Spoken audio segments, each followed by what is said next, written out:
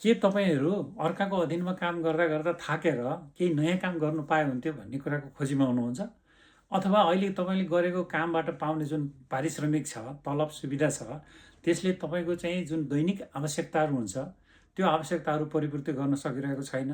जस्तै तपाईँको घर छ भनेदेखि नियमित रूपमा मोर्गेज तिर्नु परेको होला, घरको इन्सुरेन्स हुन्छ, आफ्नो लाइफ इन्सुरेन्स लिनुभएको छ भने त्यो होला, मेडिकल इन्सुरेन्स होला, मेडिकल बिल हुन्छ, मेडिकल एक्सपेन्सेसहरू होला, अनि त्यस्तै गरेर गाडीको किस्ता होला, ग्रोसरी हुन्छ, युटिलिटिज, बिजुली, इन्टरनेट, अनि सेलफोन, यी सबै धान्नै पर्यो होइन।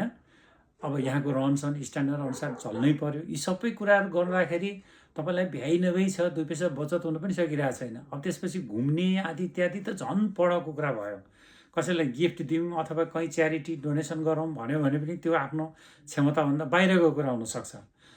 अथवा कतिजनाले चाहिँ नि साना बाबु नानीहरू भएको कारणले गर्दाखेरि घरमै बसेर केही काम गर्नु पाए हुन्थ्यो भन्ने किसिमको सोचाइ हुनसक्छ। अथवा आफूले अलिकति रेखदेख माया ममताबाट वञ्चित गराउनु नपरे हुन्थ्यो। सानो बाबु नानीहरूसँगै आफैले नै आफ्नो प्रत्यक्ष निगरानीमा राखेर रेखदेख गर्नु पाए, त्यो गर्ने बेलामा चाहिँ घरबाटै पनि गर्न सकिने केही काम भए 2-4 पैसा आम्दानी पनि हुन्थ्यो होइन, परिवारमा चाहिँ एउटा सपोर्ट हुन्थ्यो भन्ने कुरा सोच्नु भएको छ भने, अथवा कतिजनाको चाहिँ पुरानो लोनहरू भएर क्रेडिट कार्डमा ब्यालेन्सहरू थपिँदै गएर होइन, भ्याइ नभएको अवस्था छ, अथवा एउटा निसासिरहेको अवस्था छ, फाइनेन्सियल्ली चाहिँ एकदम होइन लिमिटेसनभित्र चाहिँ बाँधिनु परिरहेको अवस्था छ, अलिकति मन फुकाएर केही खर्च गर्न सक्ने अवस्था छैन भने त्यस्तो बेलामा चाहिँ केही एक्स्ट्रा इन्कमहरू होइन, अतिरिक्त आम्दानीहरू गरेर चाहिँ जीवनलाई अलिकति सरल र सहज बनाउन पाए हुन्थ्यो भन्ने सोच्नु भएको छ।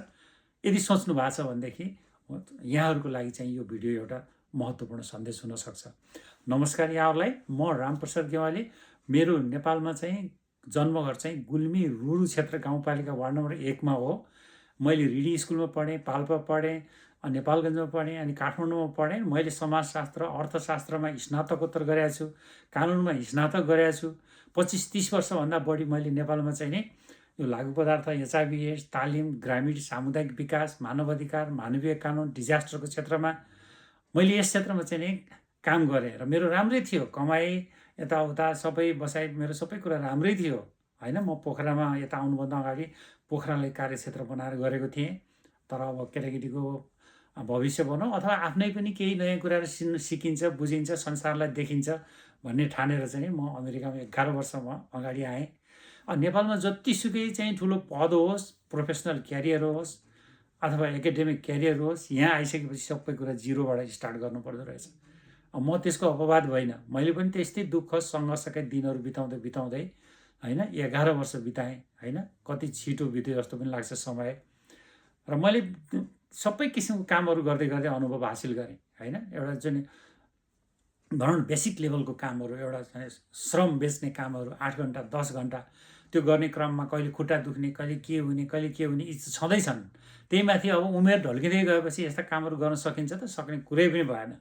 अनि कसरी चाहिँ सरल तरिकाबाट काम गर्न सकेला भन्ने कुराको खोजी गर्ने क्रममा, अथवा अलिकति केही प्रोफेसनल कामहरू गर्न पाए हुन्थ्यो भन्ने क्रममा चाहिँ मैले चाहिँ मोर्गेजको इन्सुरेन्स पढेर पुरा मोर्गेजको लाइसेन्स निकालेर त्यो काम सुरु गरेँ।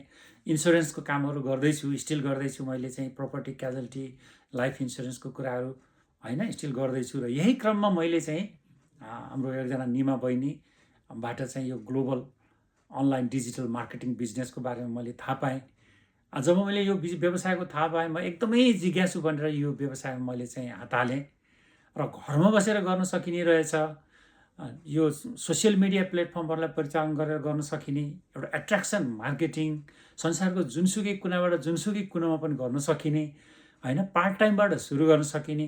त्यो भएपछि मैले किन नगर्ने भनेर मैले यो व्यवसायमा हात हालेँ। एकदम राम्रो। मैले निमा बहिनीले 2 वर्षभित्र उहाँले एकदमै राम्रो चाहिँ आफूलाई फाइनेन्सियली एउटा सस्टेन गराएको होइन, त्यो एउटा स्टोरी मैले सुनेँ।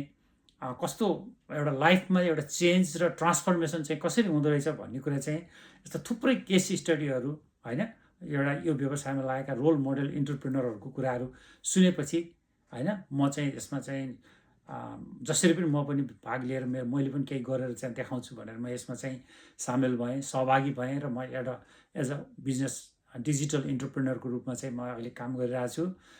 अब हजुरहरू पनि यसमा चाहिँ यदि इच्छा छ जोडिएर केही गर्छु भन्ने आफ्नो जीवनमा केही रूपान्तरण ल्याउँछु, केही चेन्ज ल्याउँछु, होइन? अलिकति चाहिँ कम्फर्ट जोनबाट चाहिँ अलिकति बाहिर आएर मैले अब नयाँ काम गर्छु, होइन?